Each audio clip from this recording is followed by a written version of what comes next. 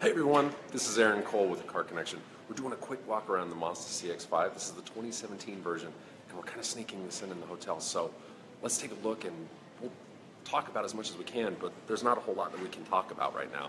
So I'll do my best. So this is the 2017 Mazda CX-5, and it's brand new for this year, and it's an all-new model.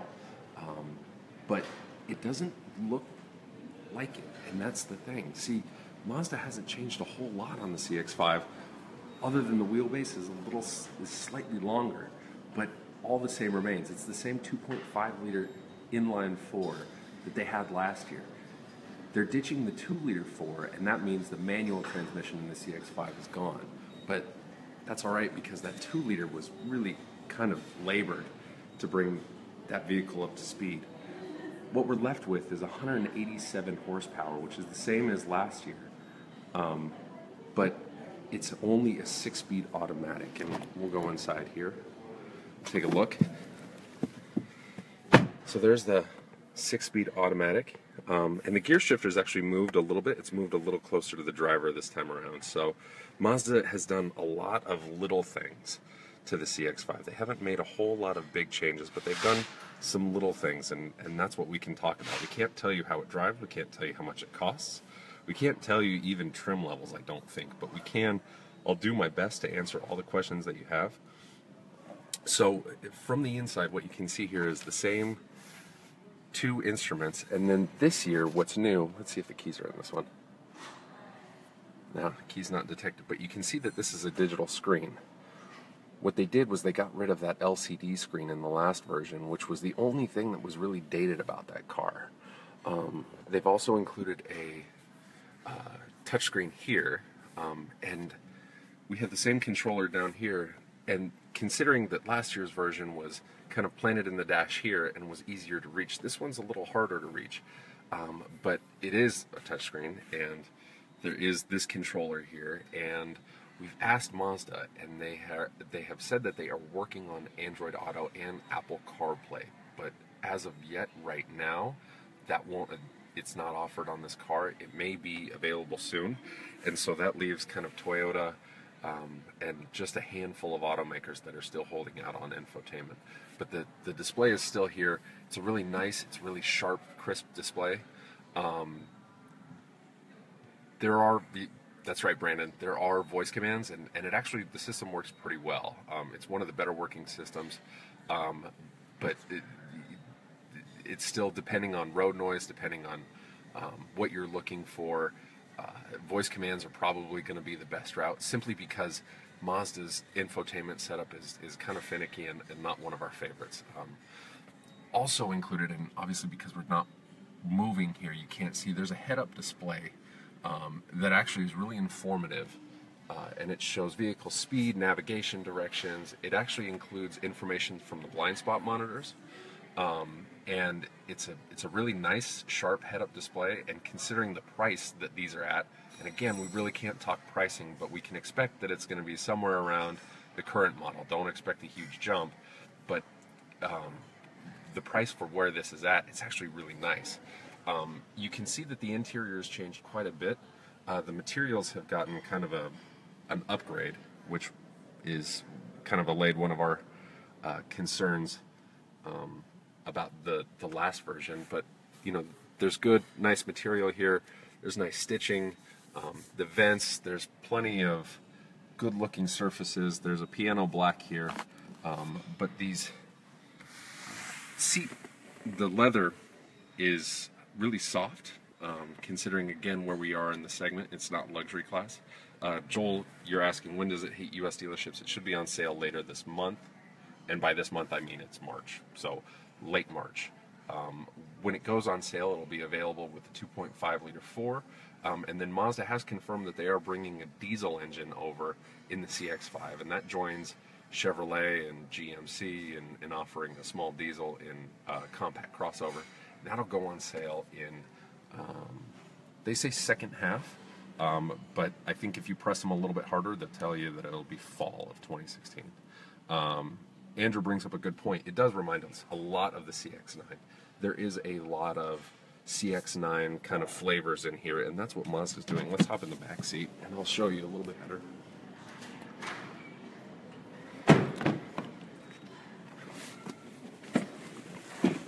From the back seat, we can get a little bit better view of the dash. Somebody's asking about fuel economy and diesel fuel economy, and I can't really speak to diesel fuel economy because we haven't driven that model. I can speak to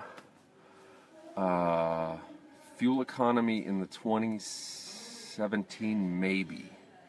I'll tell you that the car weighs about the same, and considering that it's the last, or that it's last year's engine, the 2016 engine, the 2.5, you can expect the same economy from 2016, which is, I believe, 28 miles per gallon combined, but I have to double check and make sure. And that puts it right mid-pack in the segment. I think, you know, hybrids, obviously, like the RAV4 hybrid, those are going to get better fuel economy. There's a, when you start talking about diesel, Chevy Equinox, diesel, I believe, is 40 miles per gallon on the highway. Obviously, Mazda hasn't released fuel economy information for the diesel version, but they say that it's going to be up there with the class with the hybrids and the diesel. So I'll let you draw your own conclusion. Eric, you're asking about lease prices. I'm not sure about lease prices, and I can't talk about overall prices until in about a week. But I can say that it's reasonable to expect that this is going to fall in the same classification as the last year's CX-5. So. You know, don't expect any huge price jumps. We have, this year, we have heated rear seats, heated rear outboard seats, and Mazda has included a reclining feature in the rear seats this year, and it's actually a hook that's right near your shoulder, which is probably not the best place for it. Usually you kind of expect those to be down near your hip, but the seat to recline is, it reclines about 4 degrees, which is not a huge amount of difference between the two positions, but it's also the same latch that brings the seat all the way forward, and it's a better folding, or it's a better flat folding surface than it was last year. Let's take a look in the cargo area. One of the new things for this year is Mazda has focused a lot on noise and vibration and all of that. So we can see here, and I apologize, this is really dark, but this is the cargo area.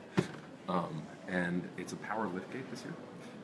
And it includes memory, so that's why it's so low. There's a couple of things that I want to point out.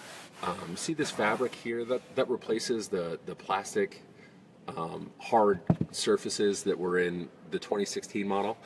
So they included fabric here, and that actually deadens some of the noise that's coming off of the rear tires. We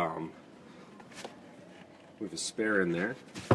And like I said here, these fold forward a little bit more flatter, so you get an easier surface all the way up there, rather than there was kind of a shelf right there. Let's take a look right here. Close that up. So you can see here, the doors actually swing a lot wider than the last version, which makes entry and exit a little bit easier. And there are latches here for car seats, so it's definitely baby friendly. Will it be available in signature trim like the CX-9? You know, not initially, and I really can't talk trims right now, but we can venture a guess to say that it'll be offered in the same trim levels as the last one. Mazda hasn't really indicated anything different, but as you can see from the setup here, I think it's pretty clear that Mazda has high expectations for the CX-5, and so I don't think it would be outside of the realm of possibilities at any point to include a high-level luxury trim for the CX-5, and I think that there's some places that we could definitely see some additions later on. We have, same as last year, Sport, and I really wish I could tell you what that does, but like I said, I really can't talk about how it drives. There are little things here, like this is a slightly different steering wheel than in the last CX-5. It's a little bit sharper. The grip is a little more oval, and it's a better place inside to rest your thumbs. Where is Mazda built, and does Ford still own them? Justin, that's a good question. Ford does not own Mazda anymore. Mazda is one of the independents now. And this particular model is built in Japan, but Mazda also has a facility in Mexico where they build small cars like the Mazda 3. So this particular model is built in Japan, and the rest of their small cars like the Mazda 3, those are built in Mexico, but that's a good question. Lots of little storage areas, little cubbies. I know you can't see this, but this is kind of covered in a nice fabric there that's kind of punches above its weight class. There's more. These are smaller speakers. I think last year's model had less room in the doors for cargo area. There's a cup holder here, and memory seats. That's right. There are memory seats. There's 2 positions for the driver. Kenneth is asking about availability. This will be available late March starting, and then the diesel will go on sale in the second half of this year. And like I said, I think we can reasonably expect that that'll be in the fall at some point. But keep them coming, keep the questions coming, guys. I really appreciate it. This particular model has heated seats and a heated steering wheel. That heated steering wheel is new. This climate control functions. It's a dual zone climate control. There are rear vents now, and without talking specifically about trims, those rear vents are maybe not universal, maybe. Who knows? I guess we'll find out. But this climate control setup is the same as the last one. It's actually, the readout is LCD, but it's a little bit low in here. There's a 12 volt right there. Abdel is asking about navigation. Yes, navigation is available. This car probably is equipped with navigation. It's entirely possible that navigation isn't available on all trims. James is asking about cruise control. There is cruise control, like you can see here. There's adaptive cruise control. And Mazda actually upgraded its system here. I don't know if you can see that. It's probably pretty dark, but there's a camera-based system that is different than the one in the last CX-5. It's a smaller camera-based system, but that camera-based system, I think, I'll tell you anyways, because I think Mazda has already talked about it, but that camera-based system allows for stop-and-go cruise control.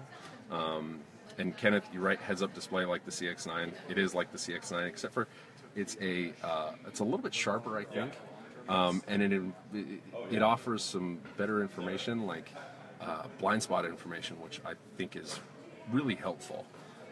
It's a good-looking display, and I like it. Michael is asking, alternative luxury, does it compare Beat to Q5, Q3?